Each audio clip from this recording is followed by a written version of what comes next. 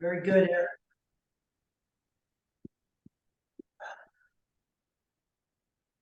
Well, good afternoon, everybody. We're close enough. We're gonna get started this afternoon. We have a gathering this afternoon, asked for by Alan Edmondson, and I'm gonna talk slow because Alan's gonna come in, and the first thing on my things to do is to introduce Alan Edmondson, but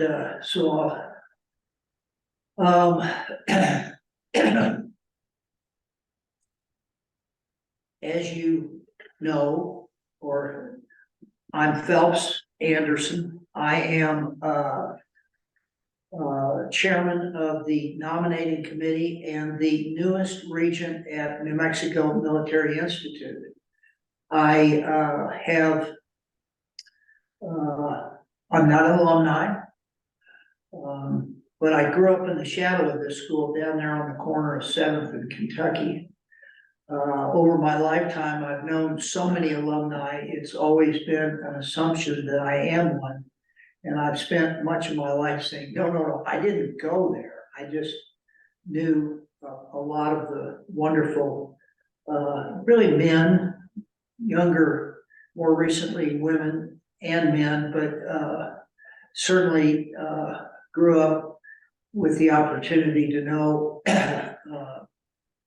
Peter Hurd, Paul Horgan, in my young age, and that goes way back. I used to know Phil Helming, and when he was a cadet, they marched him down to the train station. They had to carry their saddle and bridle down there.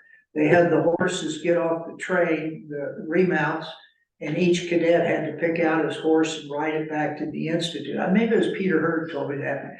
And he said that every time they did it, it was always 2 or 3 days later before the final cadets would turn in with their horse, because they had been somewhere around Tatum before they got it turned around. So it was one of his stories. Okay, with that, I think I am going to proceed. I will introduce Alan when he gets here, our board president.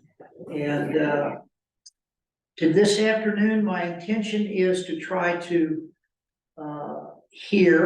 listen to comments from the staff here at the Institute. I know you are, if you're informed largely with very limited details that are public. That's because in my mind, we're in a very private phase, that being a nominating committee of now 11 people. And these 11 are working on the applicants who are confidential. That process will conclude at the end of this month, if it concludes on time. And sitting here today, I'm confident that it will. And at that point, the nominating committee is going to come forward, present the Board of Regents with a list of what we will call finalists. And the Board of Regents can select a candidate off that list. They've made it clear to me that they're not necessarily bound to that list, but it's clear to me that the way the process works, if I were a betting man, I would probably think that it's going to well be one of these finalists. We fully expect to deliver 5 finalists as required by the that's state law, and those 5 will be publicly announced, followed by a 21-day vetting period, which is code words for the Board of Regents will not make a final decision for at least 21 days after the finalists are selected.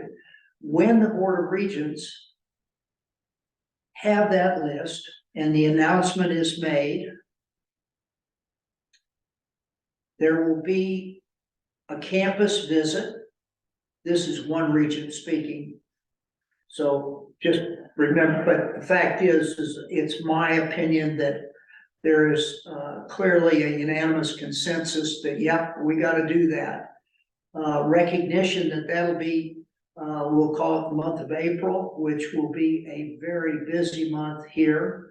That scheduling and time on the campus among those finalists will have to take that into account, because clearly one of the important steps of those campus visits is to meet with the individuals here today and listen to their thoughts and concerns about leadership at the school and direction of the school going forward.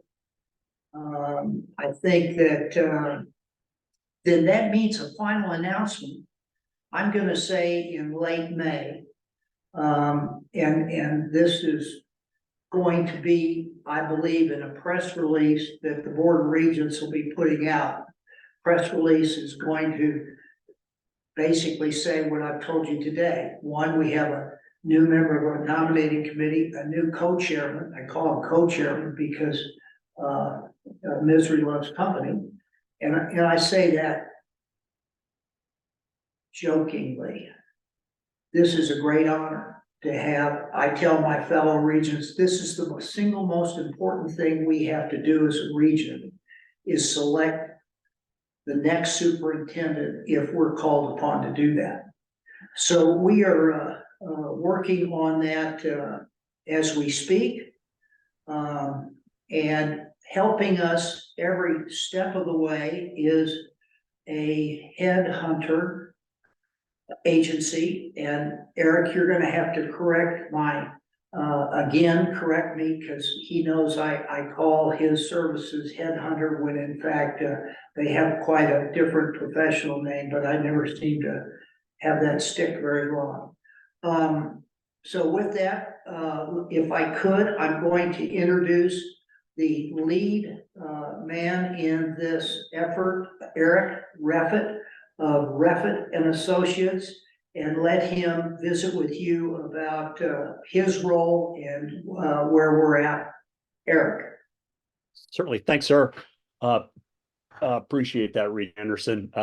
Technically, we are referred to as executive search consultants, but we're called headhunters all the time. So that's not a big deal. It's not that offensive to us. So it's not a big deal there. I have two colleagues with me as well. I have Tom and Marshall. I'll let them talk about themselves in a minute. I've been with, Reffett Associates was established by Bill Reffett, who's not able to join us tonight. It was established in 1994. We do executive search for a number of different entities, federal agencies, commercial, and that sort of thing. But I joined about 5 years ago after a career at Booz Allen Hamilton, and before that, a career in the Air Force. You might see that airplane behind me. Was my ride for about 20 years.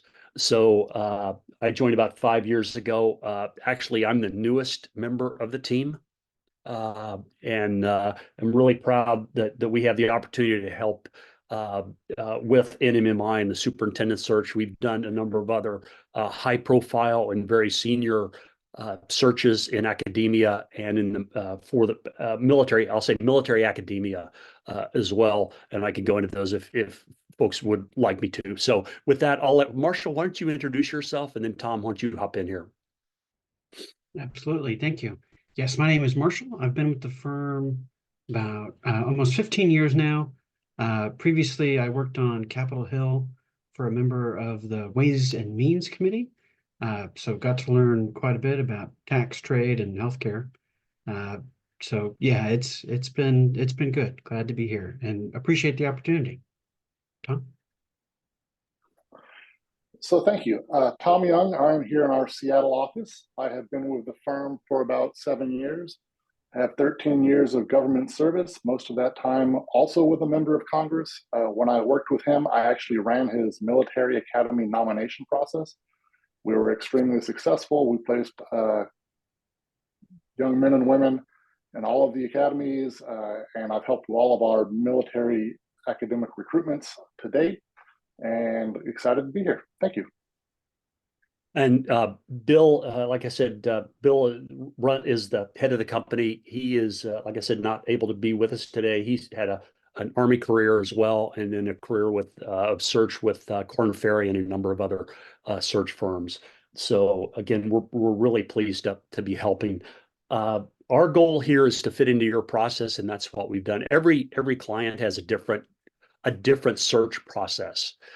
We're flexible. We run the gamut. We can just throw some candidates at it. We can go all the way through salary negotiations, and the whole spectrum of the search process. We can do whatever you would like us to do. I'd like to just talk briefly about the process and how we go about doing this, and kind of the timing we've had with regions. So the first thing is we do a kickoff and develop a leadership profile or position description. That's available if folks would like that.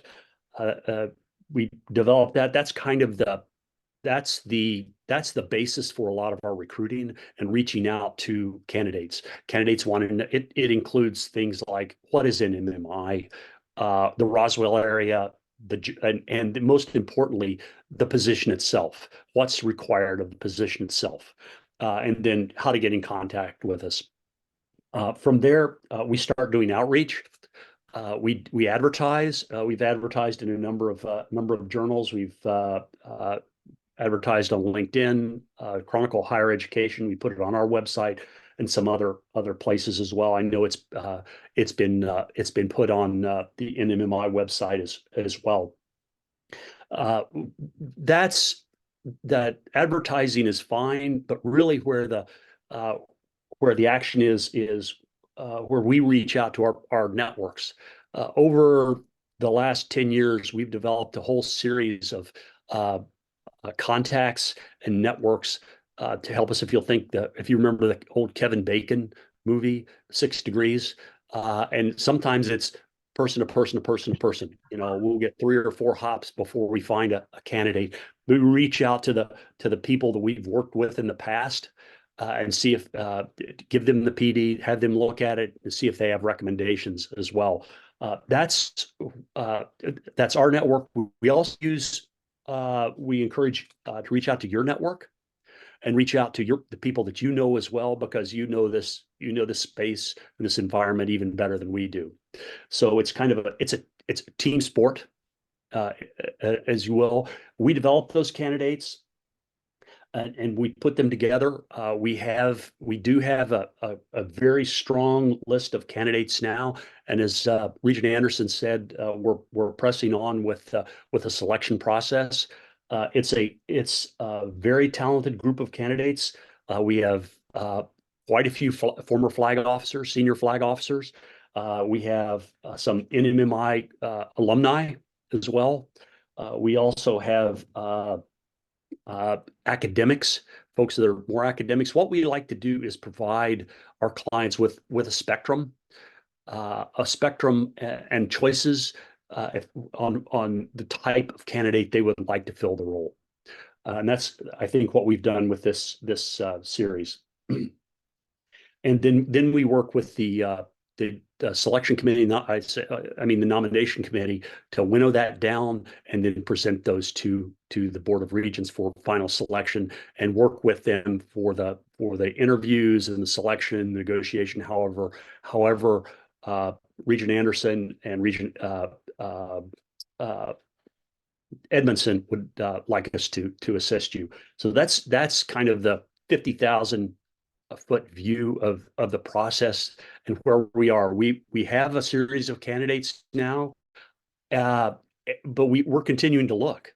We haven't stopped yet. Actually, I think I have a couple of potential candidates in the hopper that I think may come to fruition over the next 2 weeks. So up until, I'd say up until selection, I think we're flexible. We refer to it as rolling admissions. to use an academic term.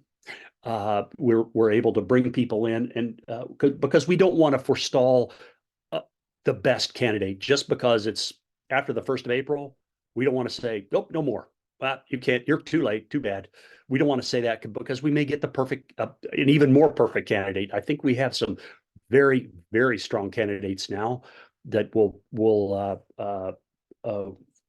fit well with the school and lead the school forward in the future. But we don't want to close that door. Absolutely. So, Regent Anderson, is there anything else that I've missed there? Should I hit anything else? Just a quick comment, if you would, Eric, about any of those on your staff who have had military academy experience. Yes, sir. Well, I'm a graduate of the Air Force Academy. A long time ago, my brother Bill is a graduate of West Point. So we have military school experience. Interestingly, my roommate my freshman year was a graduate of NMMI. So I heard stories. I won't repeat them. I promise not to repeat them. Very good. I appreciate that, but I do think it helps paint the picture. I would ask you, Eric, before any others with their questions, which are going to be invited, just a quick comment. Do you have an initial perception of those who have made application? Question. Yes, they're very strong. I mean, some, like I said, it's a spectrum. Some have very strong academic quals, and they're more, I'd say, in the academic, kind of more of an academician. Others are more military. They've, done career. They've been division commanders in the Army, if you will.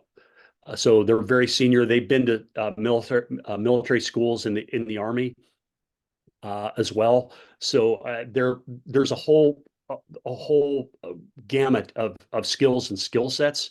And I think that when the nomination committee gets a chance to go through the resumes, they will, that will give them the opportunity to sort through them and really see what their focus would they'd like to have for the next superintendent. Thank you. And Eric, a real quick comment from me before we see if there are any questions. My quick comment is this: don't be confused about the rolling admissions concept. We have a good number. I'm not going to disclose how many, but we have a good number of very qualified applicants in my initial review, which I've pretty much spent the day doing. And the rolling admission is merely an idea of the very best applicant theoretically may not yet have sent in the application. So I am, as chairman of the committee, now co-chairman, unwilling to exclude anybody for late arrival. However, I did think about your timetable and thought, one way or the other, end of the month is a deadline by virtue of the fact that the nominating committee will complete a list of at least 5 candidates to give to the Board of Regents. When that is done, the nominating committee's work is over, and any rolling concept would become a Board of Regents decision, and we can't predict that. So you've heard from Eric Reffett. Are there any comments from the audience? And if you're on Zoom, please raise your hand.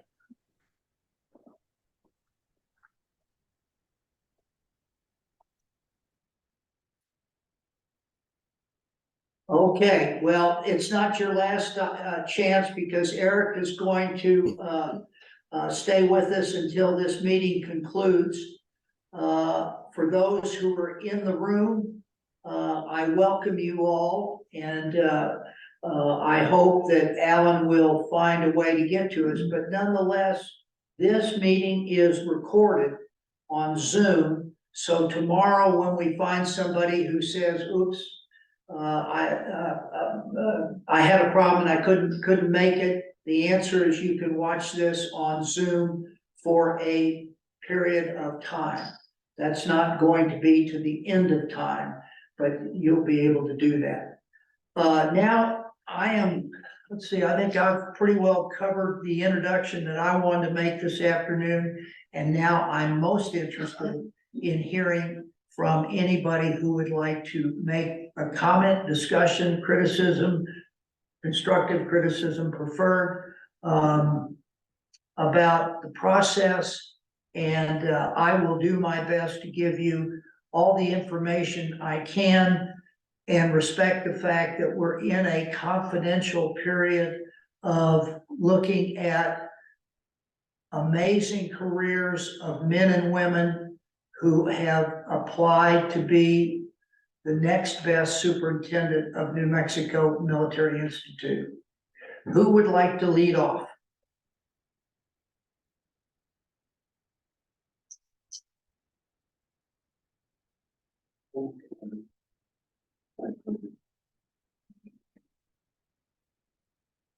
Do we hear from the faculty senate? You have mentioned several times that the nominating committee is the makeup of the nominating committee also confidential? No, it's not a secret, but I don't go out of my way to tell people. And for those who wish they could know who's up, because it's not a secret. I won't, in my mind, let it be, but as we talked about at the last Board of Regents meeting, we're not going out of our way. My suggestion would be, if somebody wishes to follow up, that David might be able to, no, actually, you probably ought to text or email me.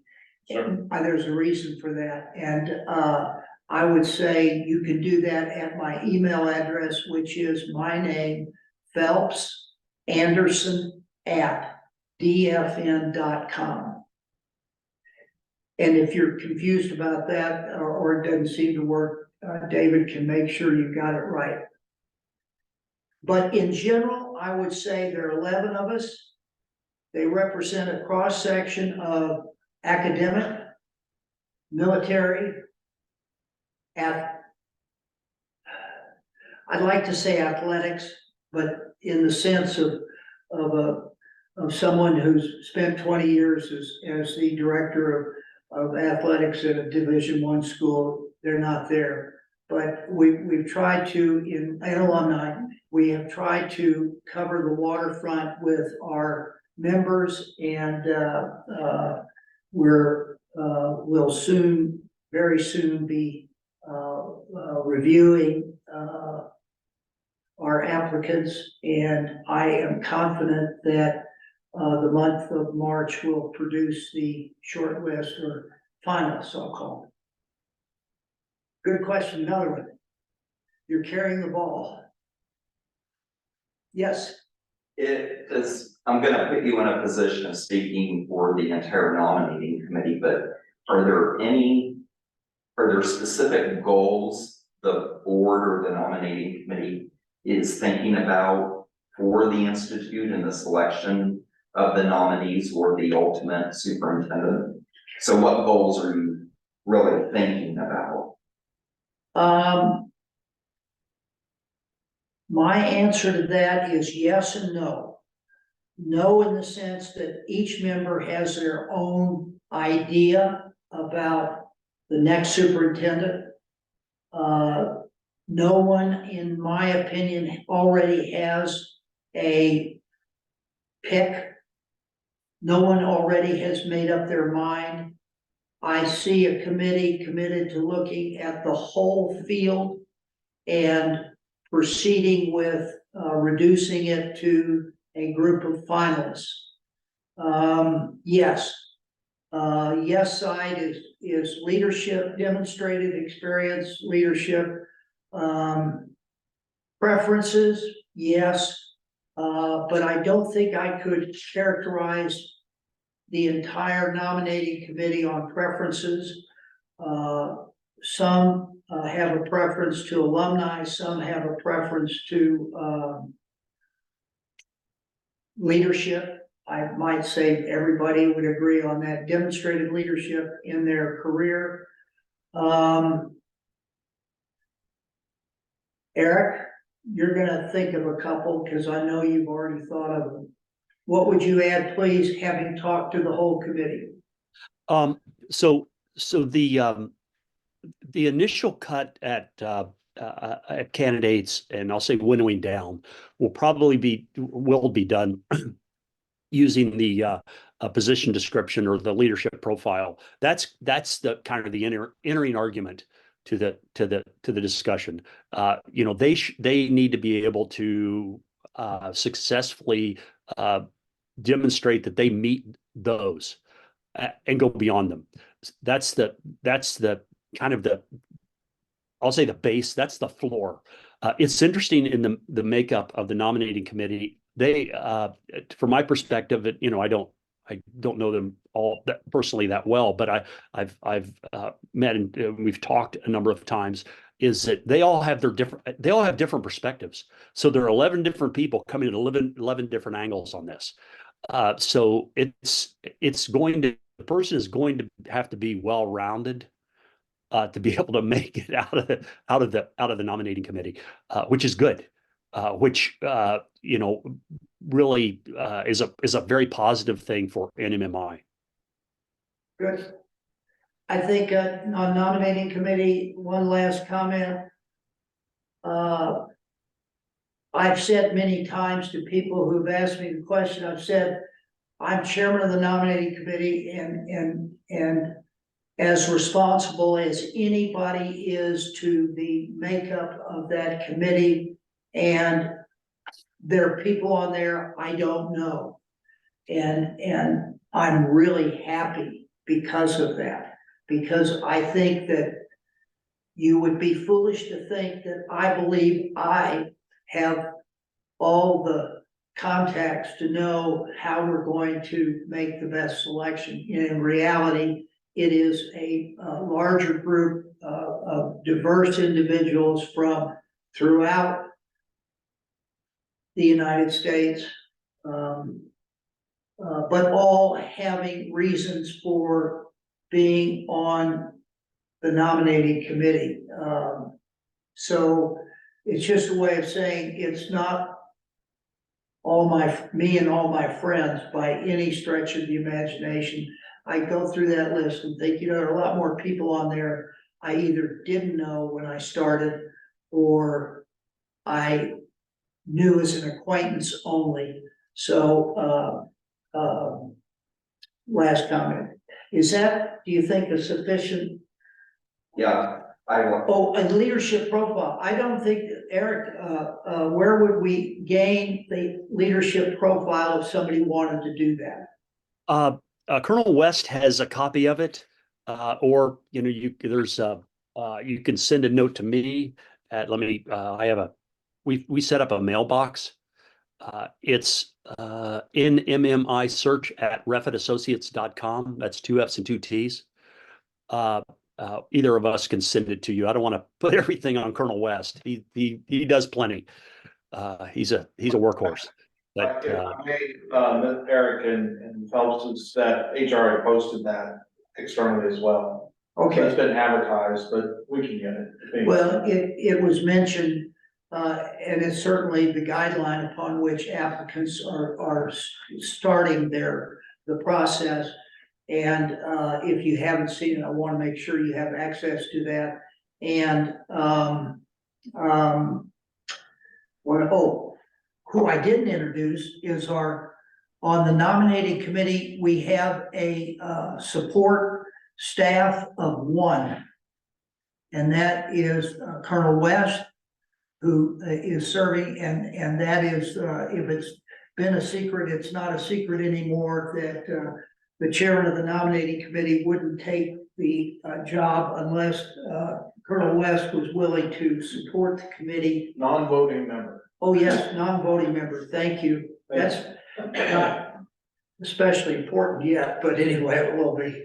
And the other thing I'd say about the nominating committee is there's no current member of the staff of New Mexico Military Institute on the nominating committee. And that was, again, a decision I made, and that is because if you have staff on the committee, and I've worked on one committee with the staff and it was very successful, but it makes a much larger committee.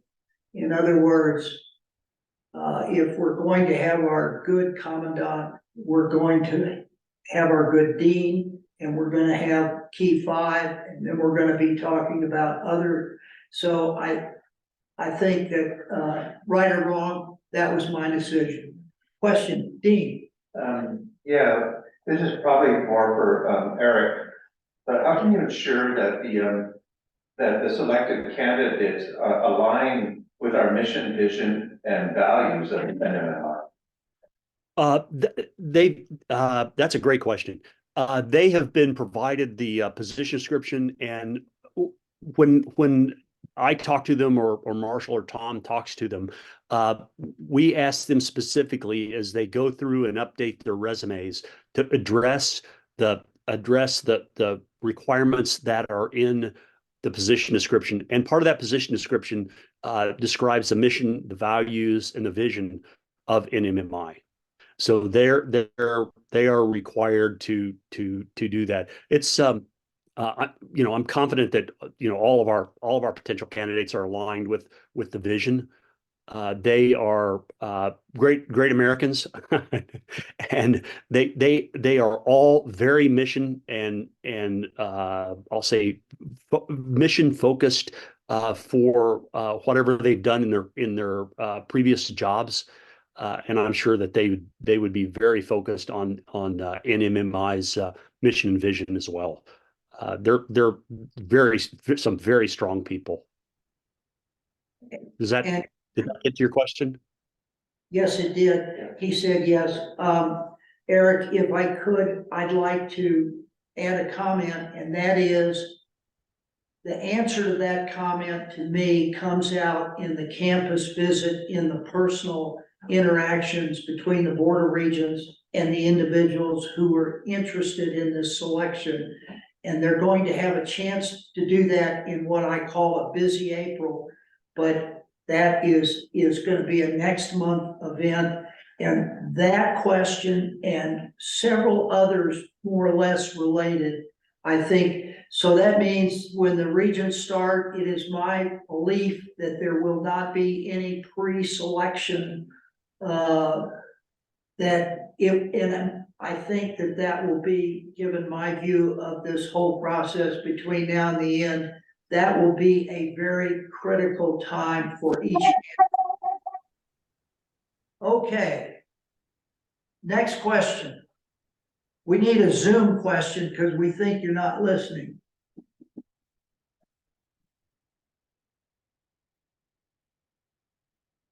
Well, apparently there's not so long.